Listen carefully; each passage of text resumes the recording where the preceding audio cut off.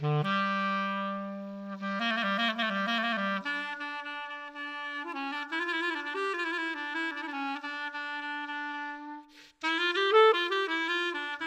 m'appelle Tal Levin. Je suis née le 1er juillet 1986 à Tel Aviv. Mais je vis ici, à Jérusalem. Je sais que tout le monde sur Terre connaît le nom de Jérusalem. C'est une ville qui fait beaucoup de bruit.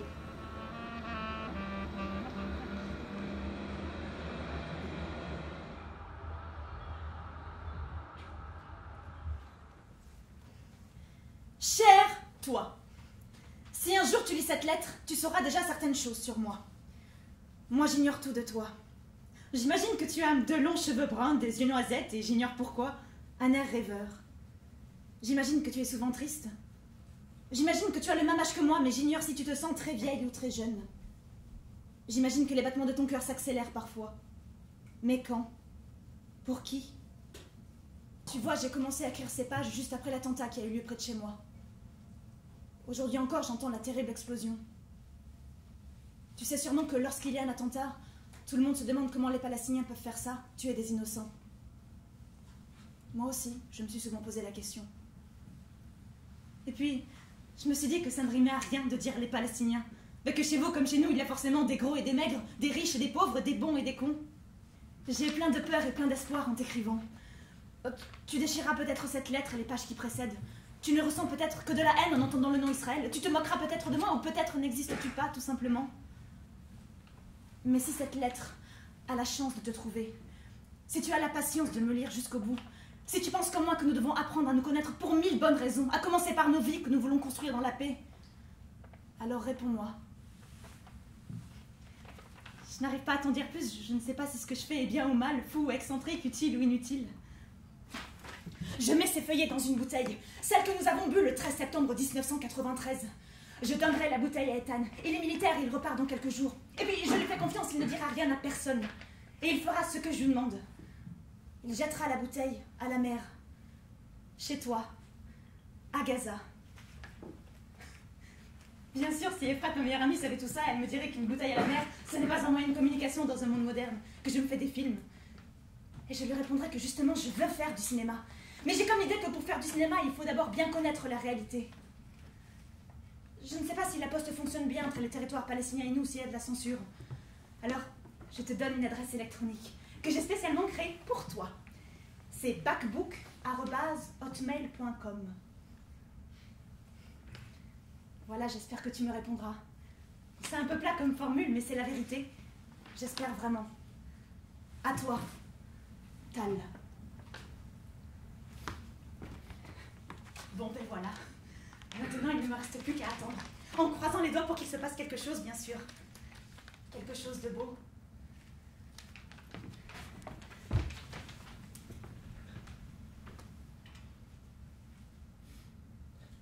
Salut!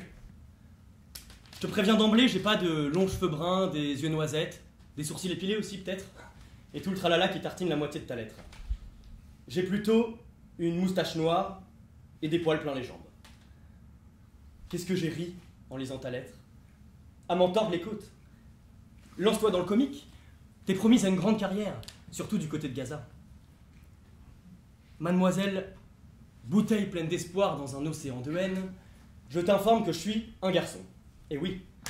D'ailleurs, si une fille avait trouvé ta bouteille, elle en aurait certainement fait un bougeoir, sans pouvoir lire ta jolie prose de fifille à son papa toute pure et sensible. Les Palestiniennes ne parlent pas hébreu, ma vieille. En tout cas, pas à Gaza. Tu n'imagines quand même pas qu'on nous enseigne la langue de l'ennemi en première langue avec grand contrôle à la fin de chaque trimestre. Tu n'imagines pas qu'un gamin risquerait de recevoir une raclée de son père parce qu'il a eu 0 en hébreu. Si moi, je peux te lire, t'écrire, et même me foutre de ta gueule, c'est parce que j'ai été obligé d'apprendre l'hébreu. Et j'ai même... J'ai pas envie de t'expliquer. Je te réponds, parce que tu m'as fait passer un bon moment avec toutes tes histoires, t'écris pas trop mal. Pour le reste, la main tendue vers les méchants palestiniens qui ne sont peut-être pas si méchants, ton goût pour le cinéma, ton père, ta copine, tout ça, je m'en fous. Et encore, je suis poli. Inscris-toi à un cours de cinéma, ça t'empêchera d'écrire sans savoir pourquoi. Ou envoie ta lettre à un concours, genre des enfants pour la paix. Bon, je vais pas te raconter ma vie, c'est ce que tu veux, mais moi, je ne le veux pas. Je suis pas un singe qu'on observe pour déterminer ses ressemblances avec l'homme. Adieu, et à jamais, moi. Ah! Et elle n'était pas dans la mer, ta bouteille. Mais juste un peu enfoncée dans le sable. Ton frère doit plus avoir le sens des responsabilités que toi. Cher Gazelman, pendant 2 semaines, j'ai regardé 10 fois par jour ma boîte électronique et je n'y ai rien trouvé. Alors aujourd'hui, quand j'ai vu que j'avais un nouveau message, mon cœur s'est mis à battre très fort. Toi aussi, tu écris bien, tu sais. Et je ne me moque pas de toi. Oui, tu as tout à fait l'air de quelqu'un qui fait semblant de se foutre de tout, y compris de ma gueule, mais qui n'y croit qu'à moitié. Bon, reprenons depuis le début, s'il te plaît. Je suis une fille, tu es un garçon, nous habitons à 100 km l'un de l'autre. Je peux imaginer sans problème la vie d'un jeune américain qui vit à 10 000 km d'ici. Oui, c'est normal. J'ai la télé, le satellite, et puis au moment où je te parle, il doit y avoir au moins 5 séries où on met en scène des jeunes dans des collèges américains. Mais ta vie à toi, Gazelman, je ne peux pas l'imaginer. Et ce n'est pas normal. Nous sommes séparés par des années de guerre, d'attentats que des Palestiniens font chez nous, d'opérations militaires que notre armée fait chez vous. Je sais que parfois il y a des bouclages, que vous ne pouvez pas vous déplacer, que la pauvreté s'est intensifiée à cause de l'intifada. Mais je sais aussi qu'il y a des gens qui dansent dans vos rues, lorsqu'ils apprennent que des innocents sont morts chez nous. Ça me fait mal. Et surtout, je ne comprends pas comment on peut sauter de joie lorsqu'on apprend que des bébés, des jeunes enfants, des hommes, des femmes, des vieillards sont morts, pour la seule raison qu'ils étaient israéliens, et parce qu'ils se trouvaient au mauvais endroit, au mauvais moment. Tu aurais pu jeter ma bouteille, ou t'en servir de bougeoir comme tu le dis. Mais tu m'as répondu. Et je me raccroche à cette idée. S'il te plaît, laisse-moi... Enfin, laisse-nous une chance.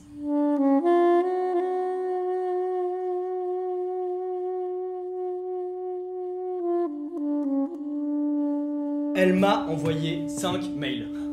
Et je n'ai pas répondu. L'ennui, c'est que je n'arrête pas de penser à cette fille. Elle vaut plus que mes moqueries, et puis surtout, elle est d'une sincérité à couper le souffle. J'ai trouvé sa bouteille en me promenant au bord de la mer. La plage, c'est le seul endroit où on peut oublier qu'on est parqué dans un sale coin nommé la bande de Gaza. Personne ne peut imaginer le truc s'il ne l'a pas vu. Le plus simple, pour décrire les lieux, c'est d'énumérer tout ce qu'il n'y a pas. Après, je suppose qu'on a une petite idée. Pas de fleuve, pas de forêt, pas de montagne, pas de vallée, pas de monuments historiques, pas de centres commerciaux flambant neufs, pas de jolies rues avec des petits cafés, des magasins de luxe, pas de grands parcs où les familles vont pique-niquer, pas de zoo.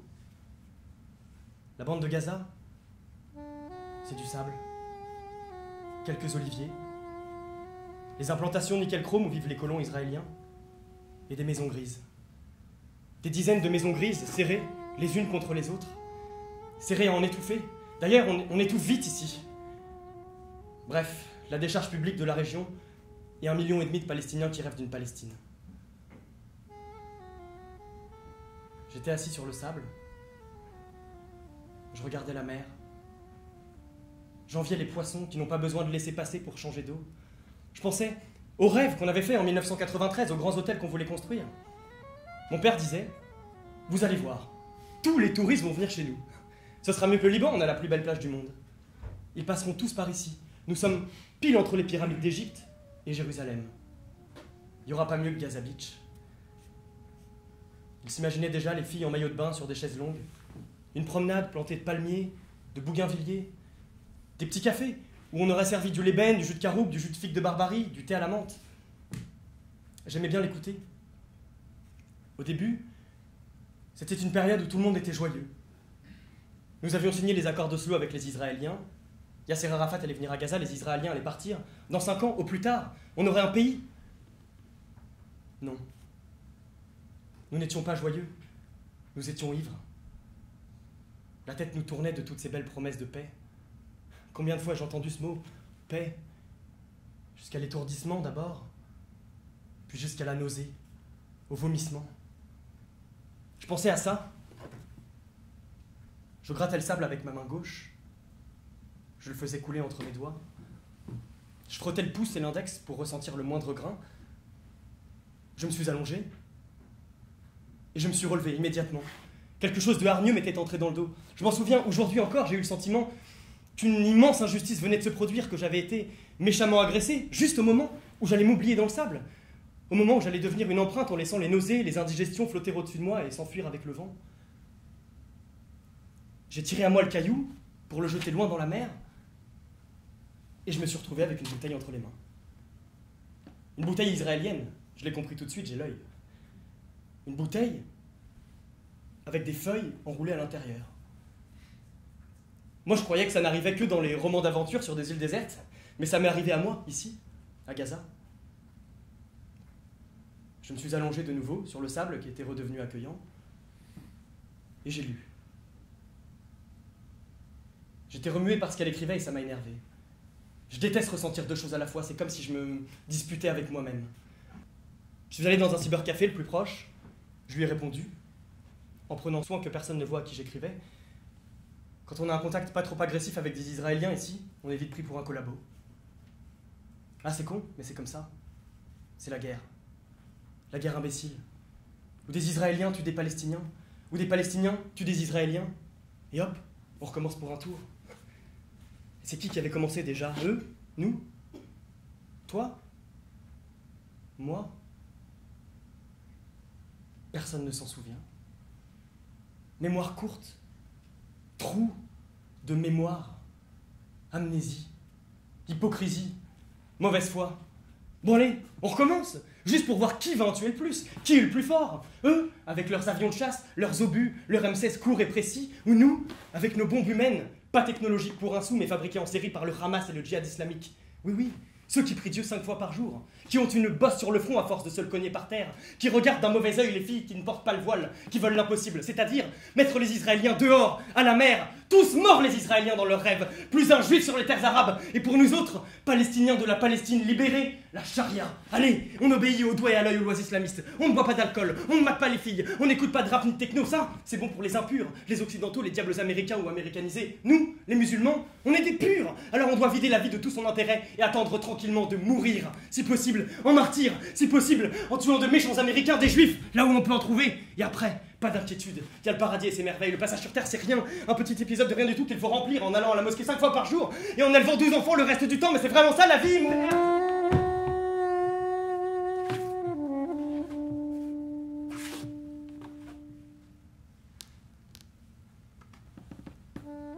Voilà. Je m'énerve vite quand je pense trop. Mais je ne veux pas arrêter de penser. Ma tête, c'est le seul endroit où pas un soldat de Tsahal, pas un type du Hamas, ni mon père, ni ma mère ne peuvent entrer. Ma tête, c'est chez moi. Mon seul chez moi. Trop petit pour tout ce que j'ai à y mettre et c'est pour ça que je me suis mis à écrire. J'écris, puis je brûle, je déchire. Je mouille le papier, je le jette aux toilettes. J'ai trop peur que quelqu'un tombe dessus. Mais au moins, ça me fait du bien. Ça m'allège un peu. Il y a trop de gens qui m'empêchent de vivre. Et des panneaux rouges, qui n'existent pas mais que je vois partout. Dessus, il est écrit « Tout est interdit ». Cher Gazaman, j'ai une très bonne nouvelle à t'annoncer. Un de mes rêves est en train de se réaliser. Je vais être assistante sur un tournage. Ah ah! Mademoiselle se voit déjà à Hollywood. Mais tu ne manques pas de confiance en toi au moins. Non. Je ne suis pas content. Je suis jaloux.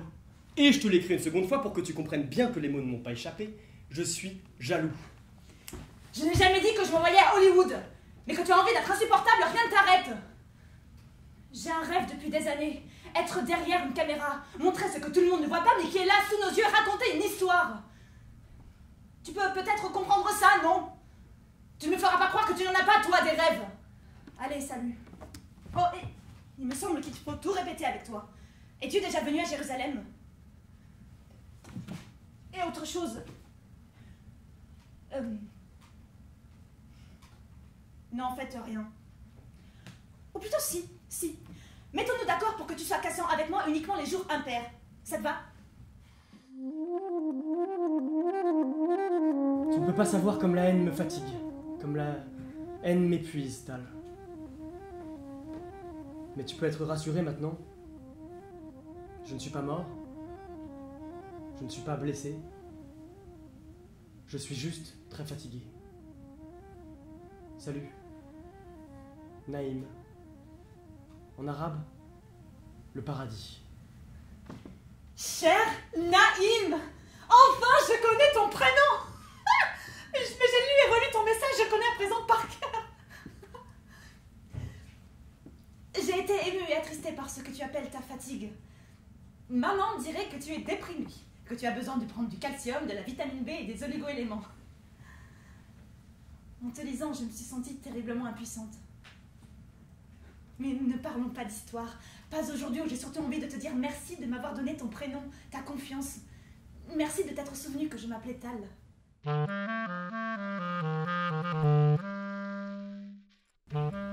Et pourquoi tu ne m'écris pas, hein? Pourquoi tu ne penses pas que moi aussi je peux m'inquiéter pour toi?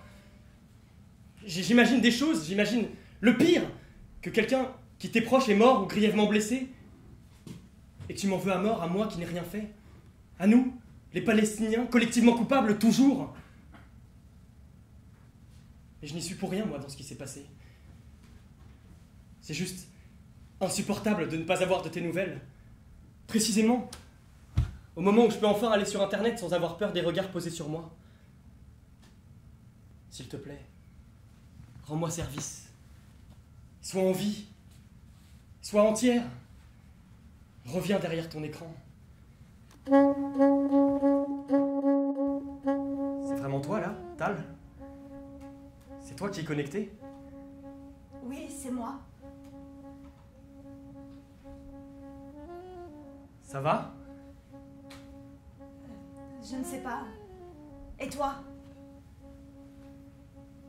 Je n'en sais rien non plus. Ça ne t'est jamais arrivé de croire que tu étais fou? Des tas de fois. Tu vois? Mais c'est peut-être nous qui sommes normaux. Nous qui croyons être fous. Ouais. On devrait créer un asile israélo-palestinien, toi et moi. On l'appellerait l'Institut Majnoun et Meshuga. On grèverait notre maxime sur le fronton. La paix passe par les fous. C'est superbe. On essaie de se reparler ce soir. Je ne sais pas si je pourrais. Pourquoi? Parce qu'on ne sait jamais ce qui peut arriver et que même si on n'est pas croyant, mieux vaut dire Inch'Allah. On se reparle ce soir. Inch'Allah. Tu es là, Naïm. Je le sais, tu viens de te connecter. Désolé. Ce que j'ai à te dire est trop long, je vais t'écrire un message. Sois patiente, ça risque de prendre un peu de temps. Ne m'en veux pas.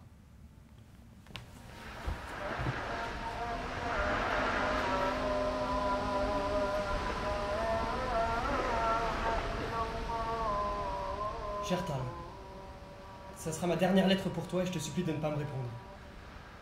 De ne plus m'écrire après ça. Ça fait exactement 6 mois que j'ai trouvé ta bouteille. Joyeux anniversaire à nous deux. J'ai aimé être Gazaman. Ce type dont tu ne savais rien, qui se moquait de toi, était en colère parfois, mais qui savait en même temps que tu le lirais sans haine. Je m'appelle Naïm Al-Farjouk. Je suis né à Gaza. Mon père est infirmier, ma mère est institutrice. Ils n'ont pas pu avoir d'autres enfants que moi. Je suis l'un des très rares fils uniques de la bande de Gaza, peut-être même le seul. J'ai été très gâté par mes parents, très aimé. Et j'ai été très bon à l'école aussi, si tu veux savoir. Dans la bouteille, tu parlais de tes rêves. Tu disais que tu voulais être réalisatrice. Moi, j'ai toujours rêvé d'être médecin. J'aime la façon qu'ils ont de s'intéresser à toi. Et lorsqu'ils prennent leur stylo pour écrire l'ordonnance, on a l'impression que ça y est, ils ont trouvé la solution. Quand Yasser Arafat est arrivé à Gaza en 1994, mon père est entré dans ma chambre avec un livre à la main et m'a dit « Naïm, À partir d'aujourd'hui, tu vas apprendre l'hébreu. Nous allons être en paix avec les Israéliens, c'est une bonne raison pour apprendre leur langue sérieusement. C'est ainsi que tous les soirs, après mes devoirs, j'ai étudié le Aleph Bet et toute votre langue qui ressemble tant à la nôtre. Et un jour, j'ai eu envie d'aller plus loin. Alors, j'ai pris la seule décision qui vaille. Je me suis juré de partir d'ici. J'ai pris les livres de mon père et j'ai étudié. Je me suis noyé dans les livres. Le frère de ma mère, Hassan, m'a dit que si j'avais un bon niveau, je pourrais obtenir une bourse au Canada. Je me suis débrouillé pour ne pas avoir un bon niveau, mais un niveau excellent. Aujourd'hui, j'ai eu la réponse. Je suis admis. J'en tremble. Je vais devenir médecin. Et ensuite, je reviendrai sur cette terre où je suis né. Et j'espère que les choses auront changé, qu'on aura un état, mais pour l'instant, je veux penser à moi.